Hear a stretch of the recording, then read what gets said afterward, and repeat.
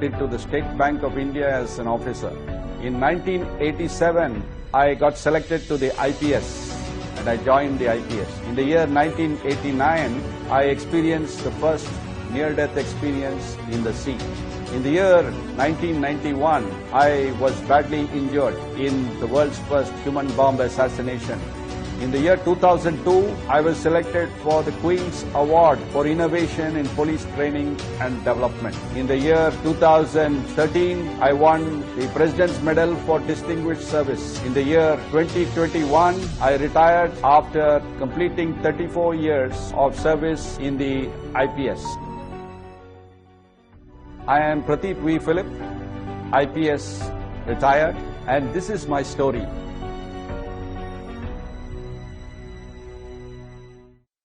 Change challenges us, but challenge changes us. All the time there is change happening in the world, but the challenge that we set for ourselves, that has a powerful effect on us. This is what I discovered in the course of my life from my early days. As a student, I heard one of my teachers saying, aim for the stars and you will hit the treetops. So that meant that we should aim for something far beyond our reach, which is highly challenging. And that will lead to us improving ourselves dramatically to be transformed and even achieving much higher than we would normally ever be able to do. So as a student, I set a rank as my challenge, one of the top 10 ranks in the state of Karnataka. At that time, I was an average student. But in the year 1979, I set a goal that I must achieve within 1 year one of the top 10 ranks in the whole state. And when I aimed for it, I was still getting only a high first class. But after some time, I began to improve, keep on improving. So the secret of excellence is to keep on improving. Whatever you are in life, whoever you are, you must keep on improving in whatever you are doing, and ultimately you will hit the bullseye, the target. Of course, my faith was of great help to me. I spent time in prayer. I spent time reading the scripture, and that enabled me to get the inspiration to work harder and achieve the goal. But the story is not over yet.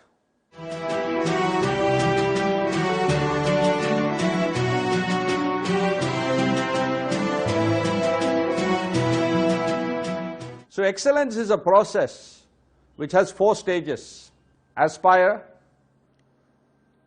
perspire, achieve, inspire. These 4 stages are distinct. Sometimes they run together. So first you have to aspire for something which is very difficult. In whatever domain you are in, if you are a student, aspire for something very difficult for you to achieve. So I aspired for one of the top 10 ranks when I was just a first class student. I used to get a first class without too much of study. But when I aspired for one of the top 10 ranks in the state, I was studying in Bangalore, in St. Joseph's Boys High School. And when this teacher told me, I was just an ordinary student.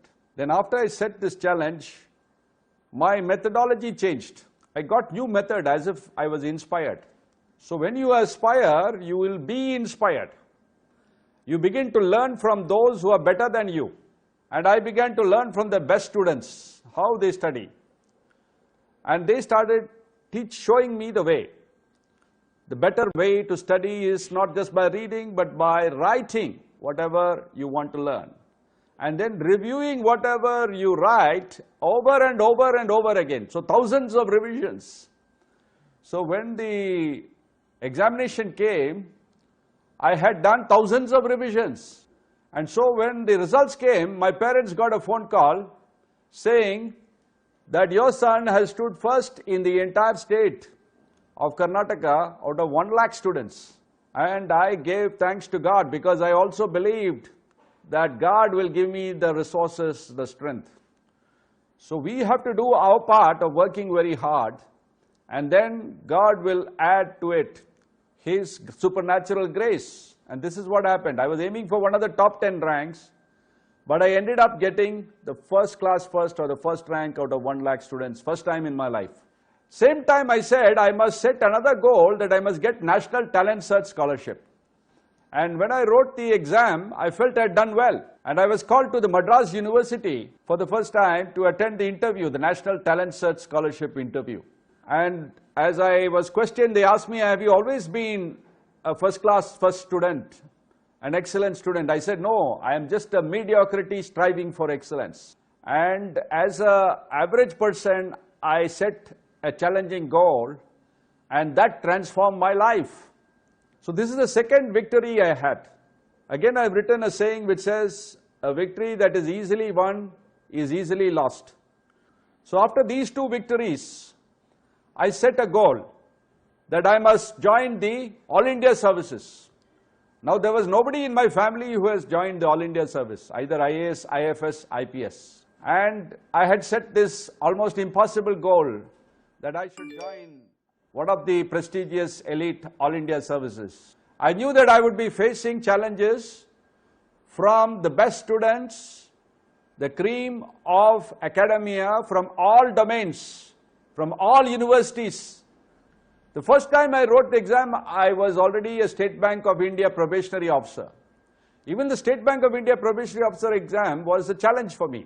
But I went and did well in the paper after a lot of practice.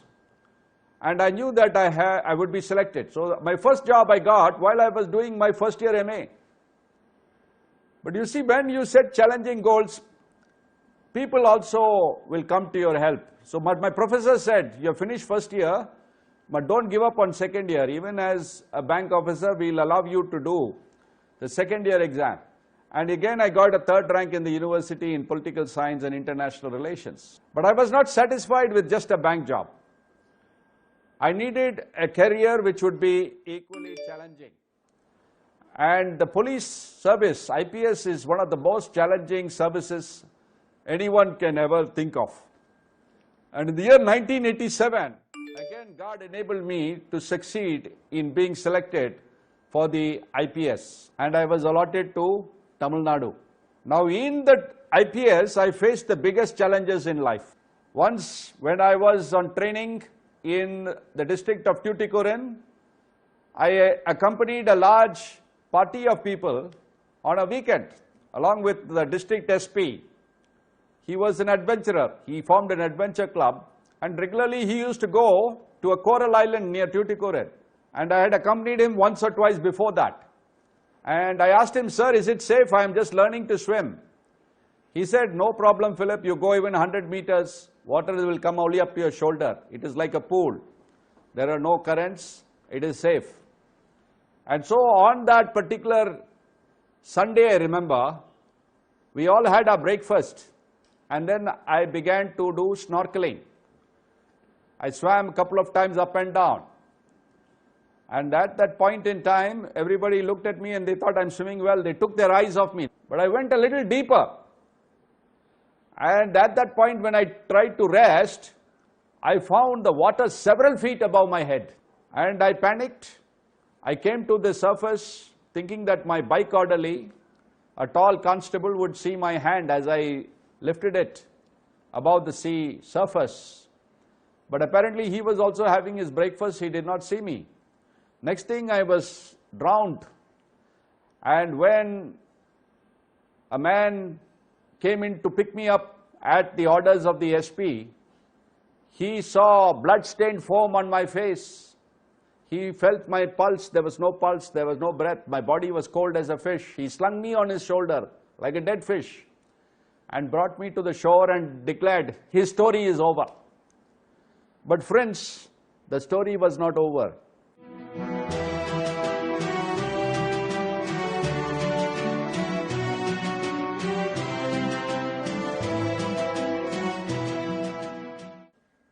The head constable Moses lifted me on his shoulder. He brought me to the shore, laid me on the sand. My boss, he was an agnostic at that time. He did not believe in God, he had told me. But he looked towards the shore and shouted with a loud voice, "Oh God!" I think God heard his cry and gave him the inspiration to revive me. He had never done CPR before that. But from what he had read, he began pressing my ribs with his powerful elbows. Somebody told him even the ribs might break. He said, "What is the use of intact ribs for a dead man? Let me try to revive him." And he continued to press hard. A lot of water came out. After a long time, a first breath of life again came. I said, a deep breath. That was life coming back into my body. And somebody asked me some question, "What is that ring on your finger?" He wanted to test whether I was conscious. I said, "That is my engagement ring. I had just been engaged a week before." So sometimes in life disasters happen, like this pandemic has happened around the world, and people have been taken by shock, by surprise. But what these challenges taught me is that one has to confront any situation with bravery, with confidence, with faith in God. And so next day I went and gave thanks to God. I knelt in a church on the same shore which was facing that island in Tuticorin, and I thanked God. I did not know why this had happened. I knew that God has complete knowledge. In his foreknowledge, he knows what is going to happen even before it happens. But why did he allow this to happen? I did not understand. But the story is not over yet.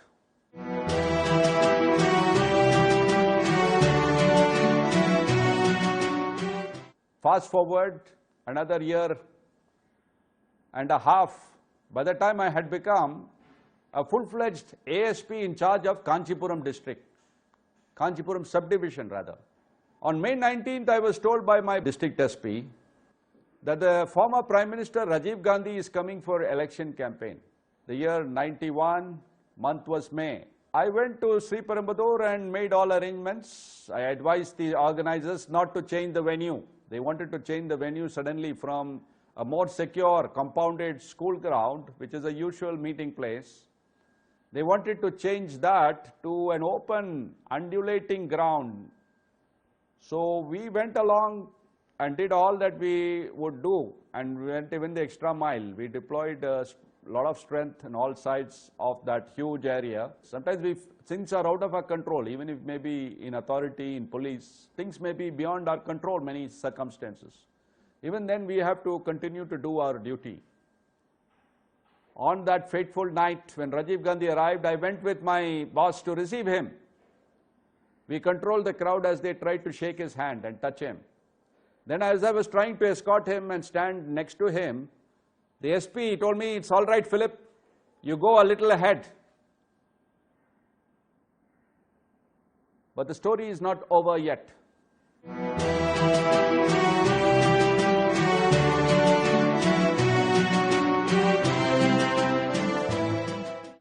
So as Rajiv Gandhi was walking on the red carpet about 54 feet in length towards the stage where he is supposed to address, I was asked by the SP to move 3 feet ahead. So I moved just a few feet ahead, 3 feet ahead of the former Prime Minister. And I was trying to control the people ahead and also keeping an eye on the people lined up with shawls and garlands to greet the VIP. When he came to a girl dressed in white, she had been given permission by the organizers to read a Hindi poem eulogizing Rajiv Gandhi. At that point, there was a surge of women from behind. I had put a TSP cordon on the instruction of the IG in charge, overall in charge. So there was a strong one TSP SI and a large contingent of TSP personnel lined up behind to prevent any infiltration. But because this girl was reading the poem, her mother and some other women, they got a clearance from the organizers and the VIP, and they were allowed to come in. At that point, you'll see in photographs later, the assassin mingled with them, wearing very colorful dress. But inside that colorful dress, she had packed a powerful bomb. She had herself become a human bomb. She had strapped herself.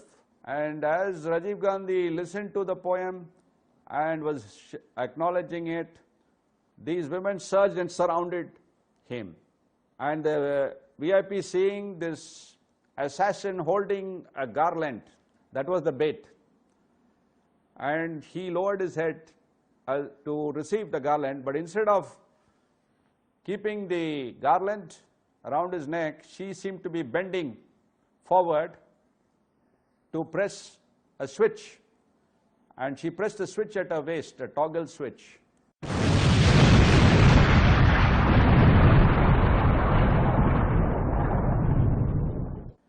And that detonated a very powerful bomb, with the world's first human bomb or woman bomb. The woman's head got cut and it went and landed more than 100 feet away in the D in front of the stage. What happened to the rest of us? I was thrown in the air. I was unconscious initially, but because I was young, not even 30 at the time,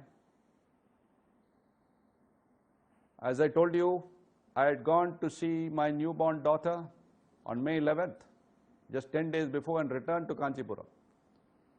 The SP told me, have you seen your daughter's horoscope? I said, no sir, I don't believe in horoscope. I believe in God. He takes care of me. He has taken care of me when I drowned to death and revived me. This was my thought as he said those words. And that's exactly what happened. I was thrown in the air, but was badly injured. I had 20% burns. All these bones were fractured by the shock wave. Even the shock wave killed some people. In my case, miraculously, the steel pellets, 100 of them still embedded in my parts of my body, both bone and flesh. Even the pelvic bone acted as a shield. My hands have steel pellets. You can touch some of them here and there. But majority are very deep. There's a 1 in a billion chance that I could have escaped.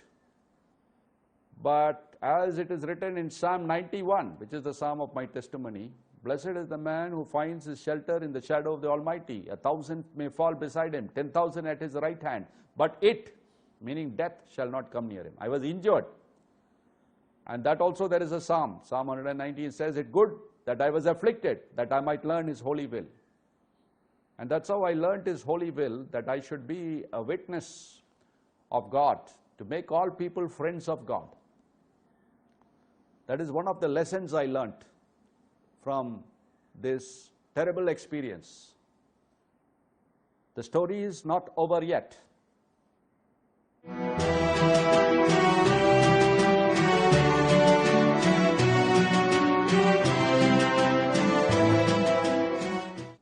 After I was injured, one inspector came and picked me up. I said I can walk in my pride, but he said, no sir, you cannot walk. You are badly injured. I have to carry you. He picked me up and put me in the back of a jeep. And he said I have to go back because 40 people are lying injured and many are dead. I cannot come with you, that's what he was saying. But a young man with a torn shirt volunteered to climb into the jeep, and he held my head in his lap, blood-stained face in his lap. And I was very thirsty because I had lost a lot of blood because I was lying in that mud for half an hour. Till one of the leaders said, why don't we remove the survivors? As I was thirsty, I cried out for water. And this man, young man, he gave me drops of water. That story became the inspiration for the idea of Friends of Police, which I am known around the world. Friends of Police movement was launched by me within another 1 year, when I became District SP of Ramnad district. And today it is a household name all over Tamil Nadu and all over the world. People may not understand what is community policing, but they'll understand immediately what is Friends of Police. And everywhere I go, I find people who have either been Friends of Police or know about Friends of Police. So through this disaster, I learned a big lesson that your greatest success can come from your biggest failure also, from your biggest disaster, biggest challenge. And I won the 2 big awards. The British Scholarship for Excellence and Leadership, a flagship award of the British government instituted on India's Golden Jubilee to select 12 future leaders of the country from all professions.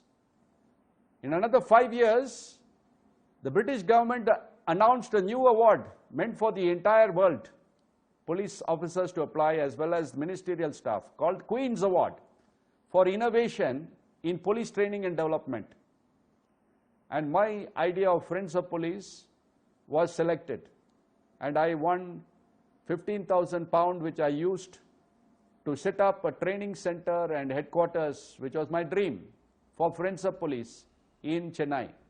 And with that, we have trained and disseminated the idea around the world. And this movement I continue to lead, even as a refired, not a retired officer, but as a refired officer. I retired in the month of September when I completed 60. But I don't think I am retired. I am refired and resurrected officer.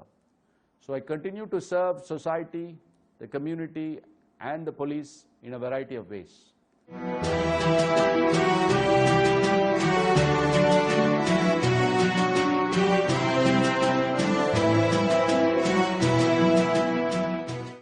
But the main thing I am now doing is writing.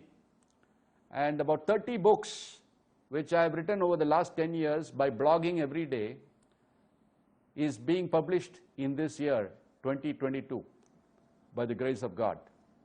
I've already published 2 big books in that series of meditations called For Better Through Verse and Word Empowered Life. And this has inspired a lot of people around the world. It contains my story and the lessons I've learned from it.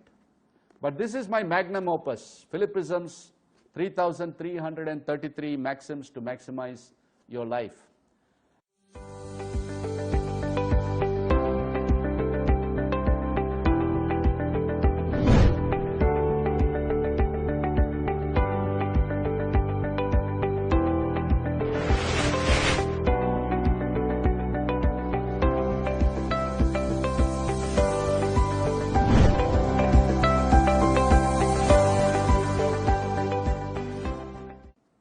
So this book, I wrote every day 1 or 2 lines and compiled 33 chapters. In each chapter there are 101 sayings. So if I take at random any page, there is something to encourage any human being, something to make you think of achieving greater things in life, of serving more, of being inspired. For example, in page 70, I just turned by random. The 99th Fillipism says, we fail to take hold of the intensity of the moment in order to try to grasp the chimera of the future that never seemed to arrive. I mean, instead of living in the present moment and enjoying it, we are always postponing our life to achieve something which we don't have right now. So as a result, we postpone our life, we postpone our happiness. Instead, we must be intense in this present moment. As you're listening, as I'm speaking, this present moment, understand, appreciate, enjoy. Even that we are able to see things, that is itself a great experience. If a blind man can see what we are seeing, if a deaf man can hear what you are hearing, they would be so full of intensity, so full of joy, so full of experience. We must imagine we are like that blind man or the deaf person who could not hear. And then you will begin to rejoice and enjoy every moment. Rejoice in the Lord. And I say again, rejoice. So we have to keep on bubbling in joy, bubbling with excitement. This is the meaning of just this one line. Of course, as you think about it, each of you will get a different meaning from every line in this book, which is 3,333. This is the world's largest collection of sayings, original sayings, from A to Z of life by a single individual in all languages. This I dedicated by the grace of God for the glory of God. It is the only book which has got a world record and an Asian record, and it is an Amazon bestseller.